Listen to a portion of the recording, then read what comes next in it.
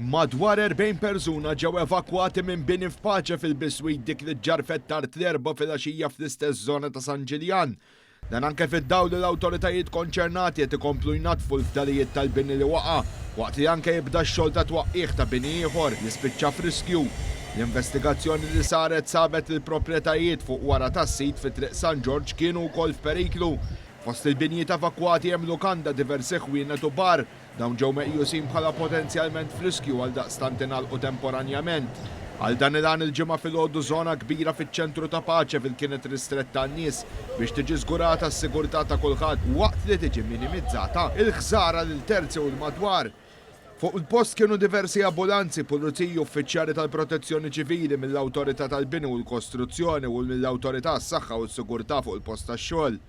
L-operazzjoni ta' evakwazzjoni saret ukoll b'koordinazzjoni mill-Accident and Emergency Unit tal-Isptar Mater Dei waqt li tawsewhom ukoll uffiċjali ta' Transport Malta u l-Leza. F'dan il-ħin kien preżenti wkoll fuq is-sit il-Ministru għall-Ġustizzja u r-Riforma tas-settur tal-Kostruzzjoni Jonathan Attard fejn anke kkummenta fuq il-passi meħudin waqt li qal li minn barra li tnediet linja telefonika dedikata għal dan l-inċident kien hemm ukoll assistenza kemm teknika u emottivi.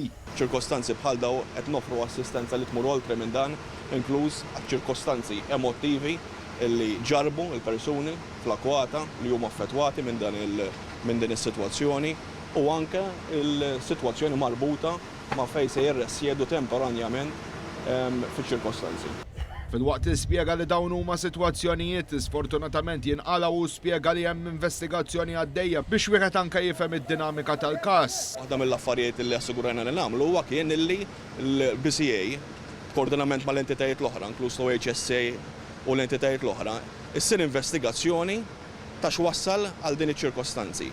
L-investigazzjoni tisir ukoll b'esperti indipendenti illi nħattru mill-istess awtorità biex ikun hemm ukoll perspettiva oġġettiva tal-analiżi u l-istħarriġ li jrid isir. Hawn spjega li din l-investigazzjoni sertejn biex mhux biss jitjieb il-qafas regolatorju imma wkoll inforzar u s-solverjar fis-settur.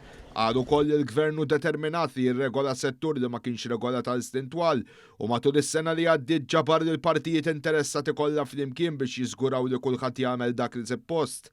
Wara l-evakwazzjoni beda x-xogħol ta' twaqqih ta' bini li kien friskju imminenti biex dan jiġi mitigat u r-residenti bi proprjetà tmiss mas-sit ikunu siguri.